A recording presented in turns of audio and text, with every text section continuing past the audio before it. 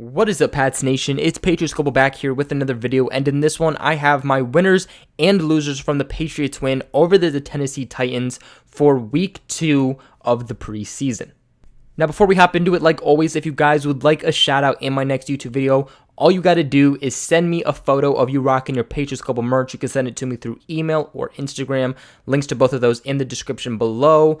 But all you have to do is send me a picture of you rocking your PG merch, whether that's a shirt, sweatshirt, phone case, whatever it is. There'll be a link where you can get some PG merch in the description below. But on to the video. I have about 13 different guys compiled for my winners and losers vid for this week. And if you follow me or subscribe to me and you've seen my community tab, you know that I asked you guys, is 13 too much, too little? Should I really try to compile it down? Because I really don't do this many guys, so 13 was a lot. I wasn't sure if that was too much. And a few hundred of you guys actually decided to vote.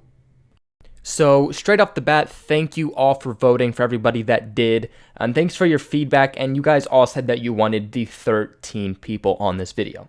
So there will be about 8 winners and 5 losers for this one, and let's just hop right into it. My first winner is going to be defensive end Chase Winovich.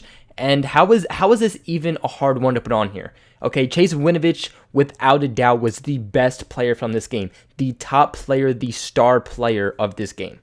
He finished the day with a sack along with 2 quarterback hits, but the best thing about Winovich in this game was his consistency, and he's showing it yet again. He did really good versus the Lions, but he did even better this week and really showing his consistency. Really every single play that Chase Winovich was on the field, he was in the backfield. He was applying very, very good pressure, although it didn't always turn into a sack because the quarterback will get the ball out. He did very good at applying pressure, and the fact that he was able to register both a sack and 2 quarterback hits really shows what he can compile and what he can bring to the Patriots defense going forward. Something that is really praised with Chase Winovich is his motor, and he showed exactly what that means in this game. I mean, every single play the guy was on the field, it was like it was his first snap of the entire game. Just never losing his energy, always going 100%, and it is definitely showcasing here in the NFL. I feel like I saw Winovich in there the entire game, but believe it or not, he only played about 53% of defensive snaps with 24. Trent Harris actually got more than he did. He got 60% of defensive snaps, and yet, again, with Winovich, it was just a guy that you saw every single play in the backfield. No offensive lineman was really ever able to stop him. I'm just going to say I'm super excited to see what Winovich can do in the regular season, especially when you have a bunch of other studs that are able to rush the passer and will help even guys like Chase Winovich get more open and able to make more plays. Guys like Michael Bennett, Adam Butler, Lawrence Guy. Then you have the linebackers, of course, Hightower, Collins, Bentley.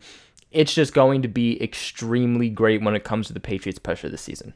So my first loser here is going to be a very short one because it's not going to be that hard to talk about, and that's Gostkowski, the kicker. He misses another kick, second consecutive week, and guess what?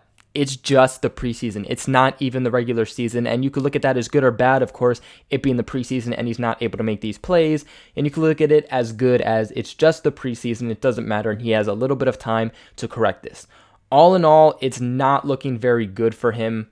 So many Patriots fans are on the bubble with this guy, but what I will tell you, Pats fans, is that anyone saying he's going to get cut or they should cut him, he's not going to get cut because there is no insurance policy with Gostkowski. There really is no one better on the market, and there's nobody on the team that would be able to really take over this role, so he's not going to get cut, but it's something that he needs to figure out for going into the regular season because he's going to be the difference between winning a game and losing a game.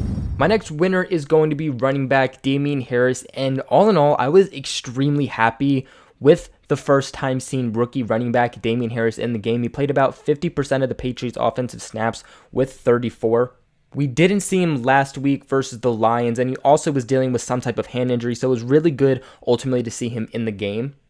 I really liked what I saw from him. He was really shifty. I'm hearing a lot of reports coming out saying that he's more shifty in a role type of a guy like Dion Lewis, of course we all know as Patriots fans. And he's more shifty than someone like Sony Michel is. He ended the night with 80 rushing yards on 14 carries and also had 23 receiving yards on 4 catches. Now, he's already showing that he's going to be a very dynamic piece in this New England Patriots offense. He's going to be a very interesting rotational piece. We still aren't 100% sure how exactly they're going to use him, but he's clearly going to take on that type of role, and he's already, more involved in the passing game than someone like Sony Michel ever has been. He caught every ball thrown his way and was really able to work very well in space, and again, using this really shifty maneuver in order to get around these defenders. He's going to be a guy that is going to be hard for defenses to know exactly what play the Pats are going to run when Damien Harris is going to be on the field. Very dynamic in the running game and also very dynamic in the passing game. He's a guy that could easily plug in on those third down situations, either, running him up through the middle, through the side, but also having him, go out wide to the left or going out wide to the right and being able to just have a quick dump off. My biggest question with Damien Harris is really just wanting to see him more in that power back situation and really, again, just figuring out how exactly the Patriots are going to decide to utilize him, what downs, what situations, but we definitely got a more of an idea on what exactly they want to do with him, more than really I think we ever have. My next winner is going to be cornerback Juwan Williams, previous second round pick because he was obviously selected in this year's draft. But I'm really excited and really happy that we finally get to have Juwan Williams on the winners list. Of course, he's been struggling towards the beginning of training camp and preseason and whatnot, but really in the joint practice with the Titans and the actual game versus the Titans, Juwan Williams really started to pick things up. He led both teams, meaning both the Patriots and the Titans, in pass breakups. He finished the night with 2 pass breakups and also was a lockdown corner that night. Now, opposing quarterbacks threw Juwan Williams away 5 times, and not one pass was completed. They went 0 for 5 when targeting Juwan Williams, and really, that's exactly why he became a winner on my list for this week, and hopefully he can keep things up going forward. Now, my next loser is going to be offensive lineman James Ferentz. Ferentz was penalized once and was almost penalized yet another time for one of the stupidest things.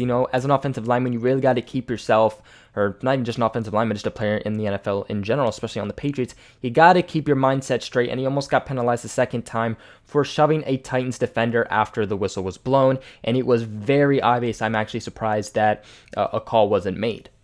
All in all, I just saw him struggling all night, and I kept hearing his name being called, and not in a good way, in a pretty negative way. Was really having a hard time being able to hold his blocks, and he finished the night allowing 1 sack, 1 pressure, and again 1 flag. Now, my next winner is going to be quarterback Jarrett Stidham, and this is exactly what you want to hear. He was on my winners list from last week, and the fact that he's on it for a consecutive week and he's a quarterback is exactly what I want to see from him. Of course, he had a very strong debut last week, and this week, he definitely started off a little bit slower. He had his issues. He ended up finishing the game where he threw nearly 3 interceptions, and I actually believe one of them should have been a pick 6, but very strangely, the defender dropped it, and I'm sure he's a loser on a Titans fans list somewhere. But all in all, he got lucky with those 3 interceptions. Very dangerous, throwing it into some very tight windows.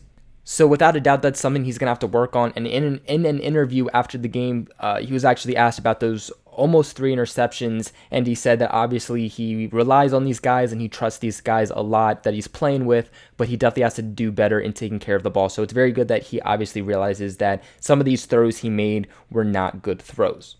He did a lot of good things versus the Titans, though. I mean, especially in a defense that is definitely way better and more complex than a Lions defense. I mean, he was 14 for 19 on the night for 193 yards and 1 touchdown.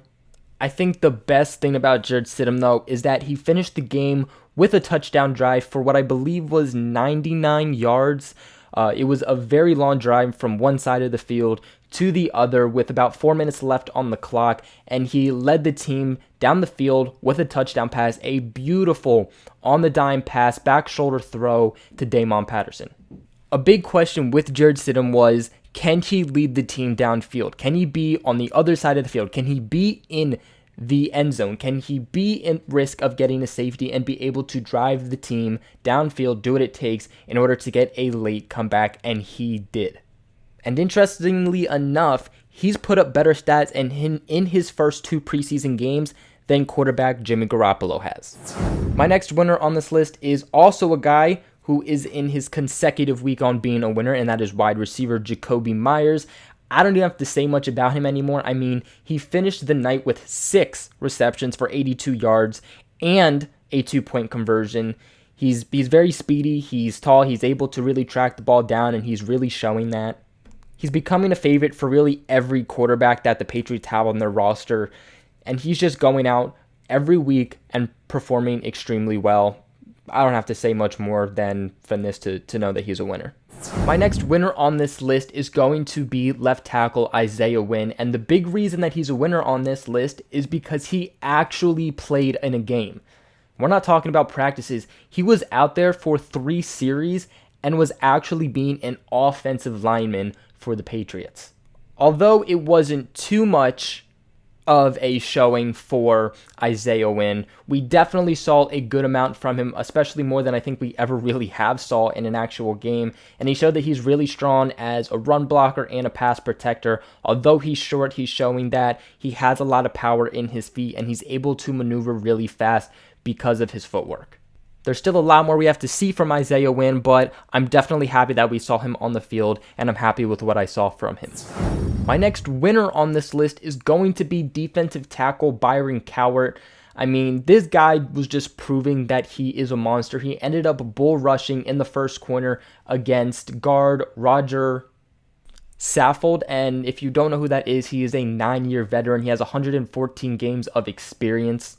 And if you saw this play, you'll know exactly what I'm talking about. He got off the line very quick, and he just pushed him back. The guy just flew on his back, and Byron Cowart finished the night with 2 tackles, a tackle for loss, and a sack. Of course, that's a very good showcasing for a rookie, a guy who is still pushing his way to try to make the roster, and I'm definitely rooting for him to make it. My next loser on this list is going to be left tackle, or tackle in general, Dan Skipper.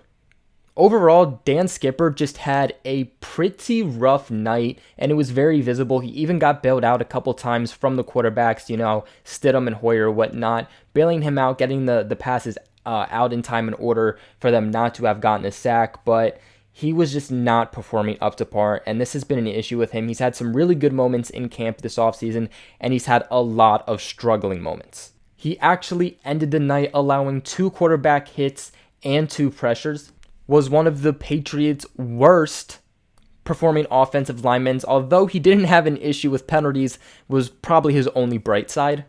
But for a guy as big and as monstrous as he is, he really is just having an issue with getting pushed back and getting beat by other defenders.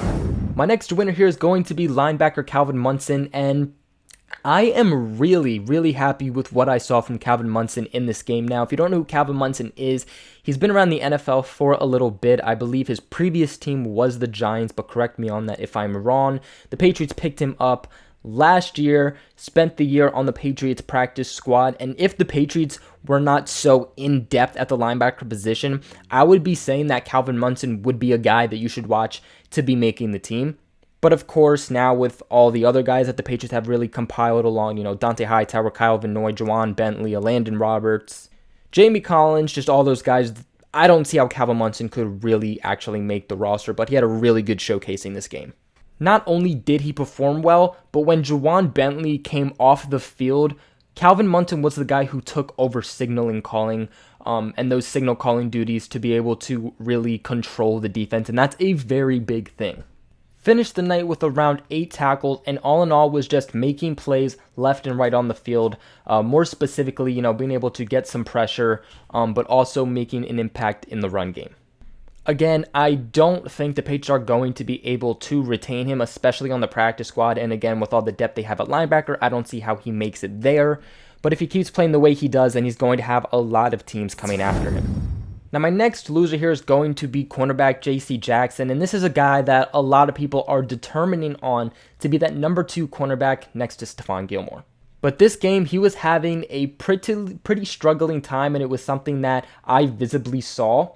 He surrendered a 20-yard reception at one point on a 3rd and 10, and was also flagged for defensive pass interference, which lost another 20-some yards.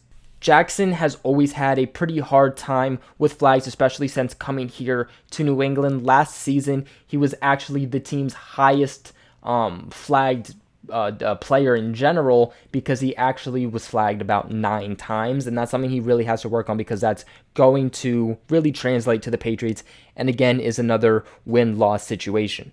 We've seen a lot of good things from JC Jackson both last season and also since training camp has started and concluded. It was just a very bad showcasing for him. Now, my next and last loser here is going to be quarterback Brian Hoyer. Now, of course, Brian Hoyer had a pretty dang good showcasing last week and then had a very bad showcasing this week. Again, Jarrett Stidham takes the majority of snaps over him. Brian Hoyer plays 32% of the offensive snaps with just 22. He threw 8 passes and only completed 6 of them for 55 yards, averaging 6.9 yards a pass, and had a quarterback rating of 53.6. Not to mention, he also had the interception to former Patriot cornerback Logan Ryan, in which he really undercut the pass, and is really just a throw Brian Hoyer should have known not to make. But that is it for today's video. What are your guys' thoughts on my winners and losers? Let me know in the comments below, and also let me know your winners and losers of this game. Make sure you guys like this video, and also please subscribe yet if you have not. And make sure you guys share this video with everybody who knows when go to the Patriots Global family. And other than that, I will catch you guys in another video.